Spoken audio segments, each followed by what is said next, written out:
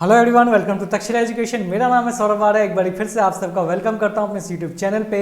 आज का हमारा टॉपिक है, जैसे कि आपने देखा था पिछले वीडियो में हमने डेफिसिट डिमांड किया था, आज हम एक्सेस डिमांड करने वाले हैं। यानी पहले डेफिसिट डिमांड फिर एक्सेस डिमांड, दोनों के प्रॉब्लम को समझा, दोनों के कॉज को समझा, दोनों के इम्पैक्ट को समझा। देन उसके बाद अब हम इन दोनों को समझने के बाद अगली वीडियो में क्या समझेंगे, हम अगली वीडियो में समझेंगे इन प्रॉब्लम को ठीक कैसे किया जाए। यानी एक्सेस डिमांड भी एक प्रॉब्लम है, डेफिसिट डिमांड भी एक प्रॉब्लम है, उनका सॉल्यूशन भी देखेंगे हम। तो फिलहाल इस वीडियो में हम करने वाले हैं एक्सेस डिमांड। जैसे कि आप टॉपिक देख सकते हो, प्रॉब्लम ऑफ एक्सेस डिमांड। अगर आपने डेफिसिट डिमांड का अभी तक वीडियो नहीं देखा है तो ऊपर आई बटन पर क्लिक कीजिए, आपको वीडियो दिख जाएगी, वहां पे क्लिक कीजिए और वीडियो दिखेगी, उसको क्लिक कीजिए, फिर आपकी वीडियो ओपन हो जाएगी। या फिर आप मेरे प्लेलिस्ट में जा सकते हो, प्लेलिस्ट में कंप्लीट 12th टर्म 2 इकोनॉमिक्स का भी आपको मिल जाएगा। तो वहां से जाके आप नेशनल इनकम हो गया, यानी स्टार्टिंग से नेशनल इनकम का बेसिक, लास्ट 5 ईयर के questions, most asked question by CBSE, different चीजें आपको मिल जाएंगी, जो कि आपको, मुझे लगता है अगर आपने प्लेलिस्ट कंप्लीट कर लिया तो 40 में से आउट ऑफ 35 प्लस तो आप स्कोर कर लोगे। 5 आपकी मेहनत पे भी डिपेंड करेगा कि आप कितना मेहनत कर रहे हो अपने कंटेंट के लिए। तो चलिए इस वीडियो को स्टार्ट करते हैं और समझते हैं एक्सेस डिमांड है क्या चीज। ठीक है, जैसे देखिए डेफिसिट डिमांड जब मैंने पढ़ाया था तो मैंने आपको समझाया था, डेफिसिट मतलब होता है किसी चीज की कमी। ठीक है, तो वहां पे क्या था, दो चीजें होती हैं, एडी मैं यहां लिखता हूं आपको समझ में आएगा। दो चीजें होती हैं, एडी और एएस। इसमें भी एग्रीगेट डिमांड है और सप्लाई, दो ही चीज होती है, डिमांड और सप्लाई। डेफिसिट डिमांड में क्या हुआ था, डिमांड डेफिसिट डिमांड यानी डिमांड की कमी, यानी AD is less than AS. यहां पे क्या हो जाएगा, एक्सेस डिमांड, डिमांड ज्यादा है तो एडी को ज्यादा कर दीजिए, AD is greater than AS. Simple, यही टर्म 1 में एक क्वेश्चन आया था, आपने शायद किया हो, आपको याद हो कि डेफिसिट डिमांड मतलब होता है डिमांड लेस हो जाना, एक्सेस डिमांड मतलब होता है डिमांड ज्यादा हो जाना। सिंपल है, बिल्कुल सिंपल है। ठीक है, चलिए तो यहां ही आपको बताया गया है AD is greater than AS. ठीक है, AD is greater than AS, वही चीजों को एक्सप्लेन किया गया है और कुछ भी नहीं है। आगे चलते हैं, पहले इसका ग्राफ को समझते हैं, बिकॉज इकोनॉमिक्स है, इसमें ग्राफ सबसे ज्यादा इंपॉर्टेंट होता है। ठीक है, एक्सेस डिमांड का कैसे होता है, जैसे आपको डेफिसिट में समझाया था वैसे यहां समझाने वाला हूं। जैसे मान लीजिए आप फुल एम्प्लॉयमेंट देखिए, उसमें क्या था, प्लान्ड नीचे था, इसमें प्लान्ड ऊपर है। ठीक है, अब क्या है, आपकी कैपेसिटी थी 100 पीसी, वही एग्जांपल लेता हूं, 100 पीसी बनाने की, लेकिन जब आपने 100 पीसी बनाया तो डिमांड 120 पीसी की आ गई। ठीक है, आप 100 पूरा एफिशिएंसी यूटिलाइज किया, आपने सारे रिसोर्सेज का पूरा इस्तेमाल किया और 100 पीसी बनाया, लेकिन जब डिमांड फोरकास्ट हुआ, डिमांड जब आया तो 120 यूनिट का आ गया। तो ये क्या हो गया, 100 यूनिट बनाए थे, 120 का डिमांड आ गया, यानी एक्सेस डिमांड हो गया। ठीक है, क्या हो गया, एक्सेस डिमांड हो गया, इसी को बोलते हैं एक्सेस डिमांड। ठीक है, ध्यान से समझना, मैं एक बार रिपीट करता हूं। डेफिसिट डिमांड में क्या था कि आपने 100 यूनिट प्रोड्यूस किया, ऐसे करो, 100 यूनिट आप प्रोड्यूस किए। ठीक है, आपको 100 यूनिट ये आप प्रोड्यूस किए, पूरी इफिशियंसी लगा के आप 100 यूनिट प्रोड्यूस कर सकते हो। ठीक है, अगर 80 यूनिट का डिमांड आया तो ये क्या हो जाएगा, ये हो जाएगा डेफिसिट डिमांड। अगर आप 100 यूनिट प्रोड्यूस कर सकते हो और 120 का डिमांड आ गया, 120 पीसी है सारे, ठीक है, तो ये हो जाएगा एक्सेस डिमांड, क्योंकि आपकी कैपेसिटी 100 थी, 100 से कम आई तो डिमांड कम हो गई, 100 से ज्यादा आई तो एक्सेस हो गया। ठीक है, तो इसी को रिप्रेजेंट किया गया है यहाँ पे, ये ऐसे, तो ये है हमारा एक्सेस डिमांड, देख लीजिए एक्सेस डिमांड। ठीक है, ये जो गैप कहलाता है। अगेन मैं आपसे पूछूंगा, इनकम हमेशा 45 डिग्री फ्रॉम द एक्सेस होता है, विदाउट एनी क्वेश्चन आपको बता देना है ये। दूसरा, कंजम्पशन लाइन कभी भी 0 से स्टार्ट नहीं होता है। क्यों नहीं होता है, क्यों नहीं होता है, आपको पता होना चाहिए क्यों नहीं होता है। चलिए कमेंट बॉक्स में बताइएगा कि कंजम्पशन 0 से क्यों नहीं स्टार्ट होता है। ठीक है, चलिए अब बात करते हैं, जैसे हमने उसमें पढ़ा था कॉजेज, यहां भी कॉजेज पढ़ेंगे। आखिर डिमांड, एक्सेस डिमांड होने का कॉज क्या है, क्या रीजन है कि एक्सेस हो जाता है डिमांड। ठीक है, रीजंस पे बात करते हैं। उसमें हमने क्या किया था, जैसे क्या हुआ था, देखिए इसमें एक्सपेंडिचर, अगर लोग एक्सपेंडिचर ज्यादा करेंगे तभी तो डिमांड ज्यादा क्रिएट हो जाएगी ना। जैसे डेफिसिट में क्या था, एक्सपेंडिचर हमने कम किया था तो डिमांड कम क्रिएट हुई थी, वैसे ही एक्सपेंडिचर अगर लोग ज्यादा करेंगे तो डिमांड ज्यादा क्रिएट होगी, सिंपल। ठीक है, तो वहां पे था डिक्लाइन, सारे पॉइंट सेम है, प्राइवेट कंजम्पशन एक्सपेंडिचर वहाँ भी था, इन्वेस्टमेंट एक्सपेंडिचर वहाँ भी था, गवर्नमेंट एक्सपेंडिचर वहाँ भी था, एक्सपोर्ट इंपोर्ट टैक्स रेट सब वहीं पे था। लेकिन वहाँ पे क्या था, जो वहाँ पे रिड्यूस था वो यहाँ पे इंक्रीज हो जाएगा। जैसे वहाँ था reduce in private consumption expenditure, यहाँ पे increase in private consumption expenditure, ठीक है। फिर यहाँ पे इंक्रीज, देखिए एक्सपेंडिचर इंक्रीज करेगा, प्राइवेट हो, प्राइवेट क्या होता है हाउस होल्ड, ये एक्सपेंडिचर इंक्रीज करेगा तभी तो डिमांड इंक्रीज करेगा ना। वैसे ही इन्वेस्टमेंट इंक्रीज करेगा तभी तो डिमांड भी इंक्रीज करेगा। ऐसा तो हो नहीं सकता कि खर्चा कम कर रहे हैं डिमांड हाई हो रहा है, ऐसा तो पॉसिबल ही नहीं है। जब खर्चा करेंगे तब डिमांड क्रिएट होगा, ठीक है। जब गवर्नमेंट एक्सपेंडिचर ज्यादा होगा तो भी डिमांड क्रिएट होगा, ठीक है। इंक्रीज इन एक्सपोर्ट यानी हमारे इंडिया की जो सामान है उसका यूएस यूके सब जगह डिमांड हो रहा है, तो क्या हो जाएगा, जब हमारा एक्सपोर्ट इंक्रीज करेगा तो भी क्या हो जाएगा, हमारा एक्सपोर्ट इंक्रीज करने की वजह से भी हमारा एक्सेस डिमांड हो जाएगा। हो सकता है ना कि हमारे जैसे ये पेन है, ठीक है, इस पेन की इंडिया में, इंडियन पेन है, इंडिया में बनाया गया है, इसकी डिमांड यहाँ कम है बट यूएस में ज्यादा है, तो इसकी वजह से भी तो एक्सेस डिमांड हो सकता है। डिक्रीज इन इंपोर्ट यानी हमारे देश में दूसरे देश का सामान कम आ रहा है, ये भी रीजन बन सकता है कि अपना सामान ज्यादा बिक रहा है।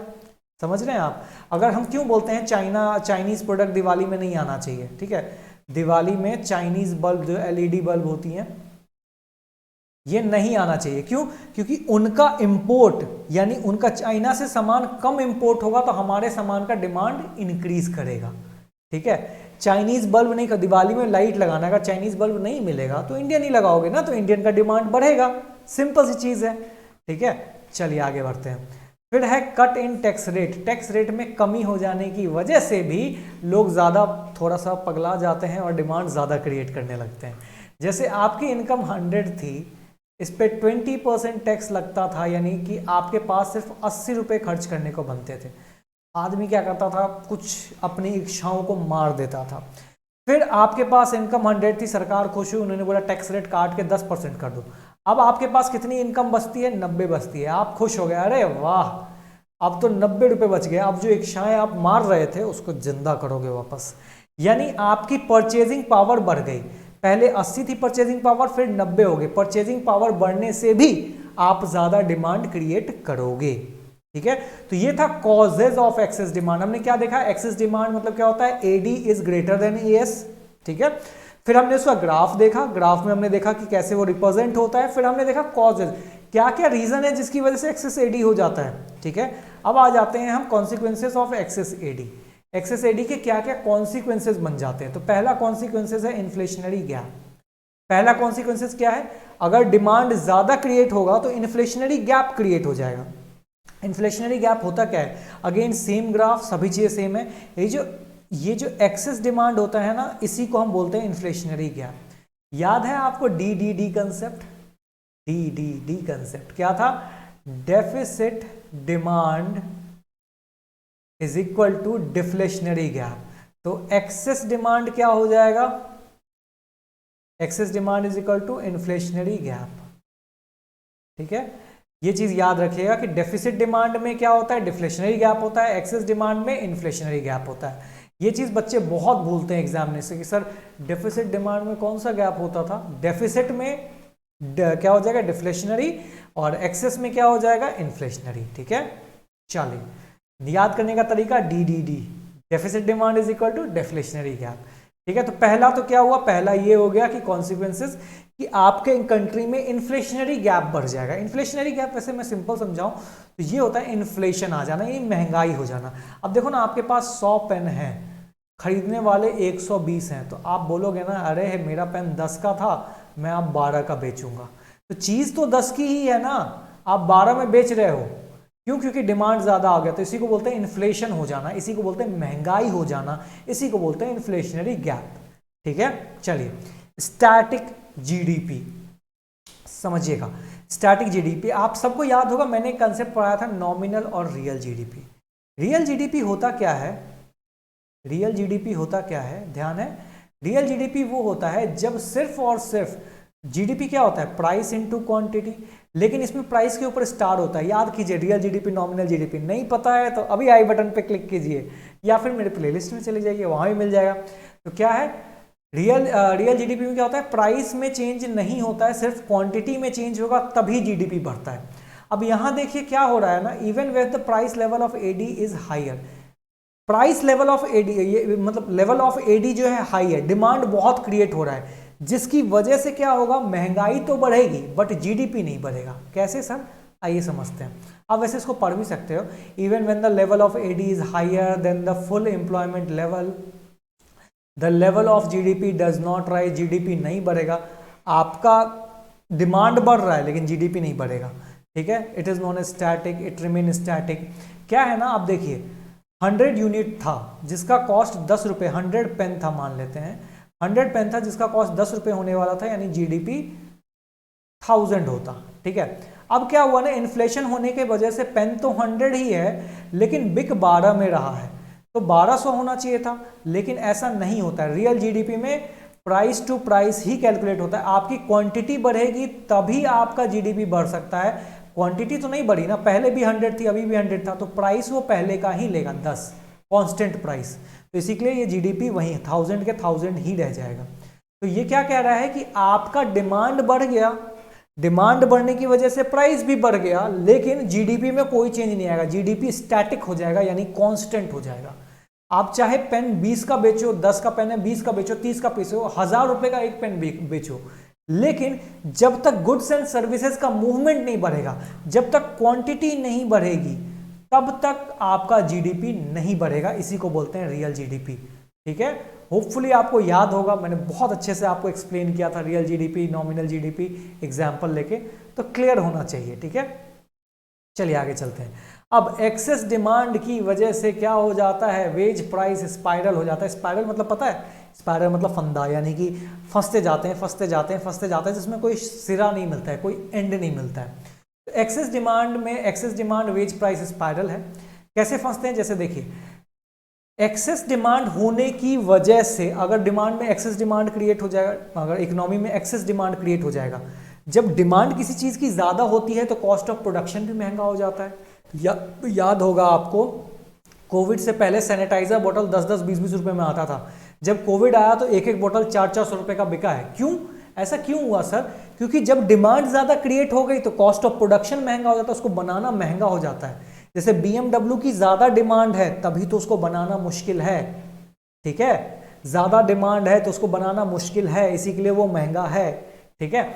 एक्सेस डिमांड होने की वजह से कॉस्ट ऑफ प्रोडक्शन महंगा हो जाता है। कॉस्ट ऑफ प्रोडक्शन जैसे ही महंगा होगा, प्राइस लेवल बढ़ेगा, GPL, general price level. GPL का मतलब क्या होता है, जनरल प्राइस लेवल, ठीक है। जनरल प्राइस लेवल बढ़ेगा जिसकी वजह से कॉस्ट ऑफ लिविंग, आप देख रहे हो, सिर्फ एक्सेस डिमांड हुआ उसकी वजह से कॉस्ट ऑफ प्रोडक्शन महंगा हो गया, कंपनी लॉस में जाने लगेगी, उसकी वजह से जनरल प्राइस लेवल बढ़ जाएगा, यानी कि जो मार्केट का रेट है, जैसे भी पेट्रोल में है जनरल प्राइस लेवल ही बढ़ा हुआ है, कहाँ हम 50-60 रुपए लेते थे अभी 100 पे चल रहा है, ठीक है। उसकी वजह से कॉस्ट ऑफ लिविंग महंगी हो गई। आप देखोगे कि दूध सबका रेट बढ़ गया। क्यों बढ़ गया है? गाय अभी भी उतनी ही दूध दे रही है, लेकिन क्या है, पेट्रोल के रेट बढ़ गए, मशीनरी चलाने में पेट्रोल लगता है, व्हीकल चलाने में पेट्रोल लगता है, तो उसने क्या किया, दूध की भी रेट बढ़ गई। ये जनरल प्राइस लेवल टोटल हर एक चीज़ का, एक चीज़ का प्राइस बढ़ेगा तो सभी चीज़ एक दूसरे से इंटरलिंक्ड है, तो सभी चीज़ें की प्राइस बढ़ती है और कॉस्ट ऑफ लिविंग महंगा हो जाता है। ये एक स्पाइरल है। आपने देखा, एक्सेस डिमांड होने की वजह से रहना कंट्री में महंगा हो गया। ये पूरा स्पाइरल है जिसमें लोग फंस जाते हैं, ठीक है। समझ में आया तो अच्छी बात है, वैसे इतना डेप्थ में आपको एग्जामिनेशन में नहीं लिखना है, ठीक है। चलिए, लॉस ऑफ प्रॉफिट आ गया, फिर से कंफ्यूजन, सर ये चीज़ तो आपने डेफिसिट में भी बताया था, फिर इसमें क्यों बता रहे हो लॉस ऑफ प्रॉफिट? वहाँ तो लॉस ऑफ प्रॉफिट समझ में आ रहा था, यहाँ कैसे हो गया? समझिएगा, आपको 100 यूनिट का बनाया, ठीक है, 120 का डिमांड आ गया, ये जो 20 यूनिट आप नहीं बना पाए, 20 यूनिट जो आप नहीं बना पाए, इस 20 यूनिट पे भी तो आप प्रॉफिट कमाने वाले थे ना। मैं ऊपर लिख रहा हूँ, वैसे क्यों लिख रहा हूँ, नीचे लिख देता हूँ। जैसे आप 100 यूनिट प्रोड्यूस किए, आपके 120 यूनिट का डिमांड आ गया, ये प्रोडक्शन था, ये डिमांड था, ठीक है। अब जो ये 20 यूनिट प्रोड्यूस नहीं हुआ, 20 यूनिट जो प्रोड्यूस आप नहीं कर पाए, ये आपका क्या था, ये आपका प्रॉफिट करवा सकता था। अगर 20 यूनिट और होता आपके पास तो 20 यूनिट का और प्रॉफिट खा सकते थे आप, लेकिन नहीं खा पाए, इसी के लिए आपको लॉस ऑफ प्रॉफिट हो गया। आइए इस बात को पढ़ते हैं। Profit is lost because owing to the lack of excess cap the producers are not able to raise their supply। वो अपनी सप्लाई को 100 से 120 नहीं कर पाए, तो जब सप्लाई आप नहीं कर पाओगे तो क्या होगा, मतलब डिमांड फुलफिल नहीं हो पाएगी। ठीक है, जहाँ पे फुलफिल नहीं हो पाएगी तो वो आपका नुकसान है। अब कोई मेरे से मांग रहा है 200 पेन दे दो सर, मेरे पास 100 ही है, तो मैंने क्या किया, 100 पेन तो बेच लिया, लेकिन मुझे दुख भी तो रहेगा ना कि अगला 100 भी बेच सकता था अगर मेरे पास होता तो वो जो दुख है ना वही लॉस ऑफ प्रॉफिट है। ठीक है, तो होपफुली आपको ये चीजें समझ में आई होंगी। बस खत्म। ठीक है, क्या क्या पढ़ा ये एक छोटा सा रिकैप करते हैं। बोलोगे सर क्या रिकैप करवाते रहते हो, सीरियल में तो होता है ना रिकैप, डेली सोप देखते हो ना आप, डेली सोप और इन सब में रिकैप चलता है तो वहां तो बड़े मजे से देखते हो, यहाँ भी देखो। ठीक है, पहला चीज क्या है, चलिए फर्स्ट थिंग हमने क्या पढ़ा कि एक्सेस डिमांड क्या होता है, AD is greater then AS। ये तो हो गया इसका रिप्रेजेंटेशन। ठीक है, इसकी ग्राफिकल रिप्रेजेंटेशन कैसी होती है, ऐसे, income is 45 degree from the axis, ये लाइन ऐसे जाता है, ये लाइन ऐसे। ठीक है, आपने पूरी इफिशिएंसी लगा के आप 100 यूनिट प्रोड्यूस कर पाए, 120 का डिमांड आ गया, तो ये जो गैप है इसी को हम बोलते हैं एक्सेस डिमांड। 100 की कैपेसिटी थी, 120 की डिमांड आ गई, यानी डिमांड ज़्यादा आ गया, तो इसी को बोलते हैं एक्सेस डिमांड, और इसी को हम बोलते हैं इन्फ्लेशनरी गैप। ठीक है, यहाँ तक क्लियर है। हमने देखा कॉजेज, क्यों होता है एक्सेस डिमांड सर, क्योंकि राइज हो जाता है, राइज इन क्या था, private expenditure, rise in government expenditure, rise in क्या था, प्राइवेट इन्वेस्टमेंट। ठीक है, और इंपोर्ट लेस होगा, ध्यान रखना इंपोर्ट क्या होगा, लेस होगा। इंपोर्ट लेस होगा तभी तो हमारा प्रोडक्ट ज्यादा बिकेगा ना, तो लेस इंपोर्ट, फिर आ जाएगा राइज इन, मैं ऊपर का साइन कर देता हूँ, लेस करना होगा तो नीचे का साइन कर दूंगा, राइज इन एक्सपोर्ट। ठीक है, और क्या हो जाता है, किसकी वजह से एक्सेस डिमांड क्रिएट हो गया, क्योंकि लो टैक्स रेट हो जाएगा। ठीक है, ये सारे पॉइंट थे जिसके कॉजेज। ठीक है, अब कॉन्सिक्वेंसेज, इनकी वजह से क्या क्या इकोनॉमी में कॉन्सिक्वेंसेज हो सकते हैं, तो पहला तो इन्फ्लेशनरी गैप था। ठीक है, इन्फ्लेशनरी गैप क्रिएट होगा फर्स्ट। सेकंड क्या था, लॉस ऑफ प्रॉफिट। तीसरा क्या था, स्टैटिक GDP।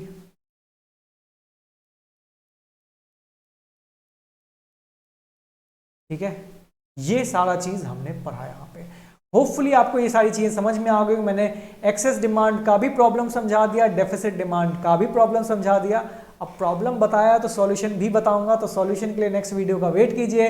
नेक्स्ट वीडियो में मैं आपको सॉल्यूशन भी लेके आऊंगा। ठीक है, उसमें हम सॉल्यूशंस की बात करेंगे और अच्छे से समझेंगे कैसे इसको सॉल्व करना है, एक्सेस डिमांड को कैसे सॉल्व करें और डेफिसिट डिमांड को कैसे सॉल्व करें। और हाँ, एक और चीज़, एक और वीडियो लाने वाला हूं मैं जिस पे कंटेंट पे वर्क कर रहा हूं, जिसमें मैं CBSE के पिछले 10 साल में जो मोस्ट रिपीटेडली क्वेश्चन आए गए हैं उनका मैं 6 क्वेश्चन है, आई थिंक 6 क्वेश्चन है, इनका सेट बना रहा हूँ। 6 ऐसे क्वेश्चन है जो कि ज्यादा मार्क्स में और रिपीटेडली आ रहे हैं, तो उनका डिस्कशन भी हम करेंगे, तो वो क्वेश्चन करना बिल्कुल ना भूलें।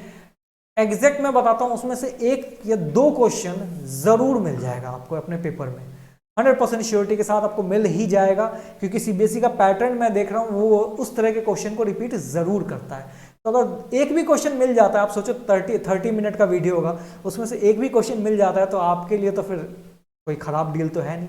ठीक है, चलिए मिलते हैं नेक्स्ट वीडियो में। टिल देन टेक केयर, और इस चैनल को लाइक सब्सक्राइब जरूर कर दें, शेयर भी कर दें अगर आपको समझ में आ रही है चीज़ें तो। ठीक है, चलिए, all the very best for the preparation, bye bye, take care.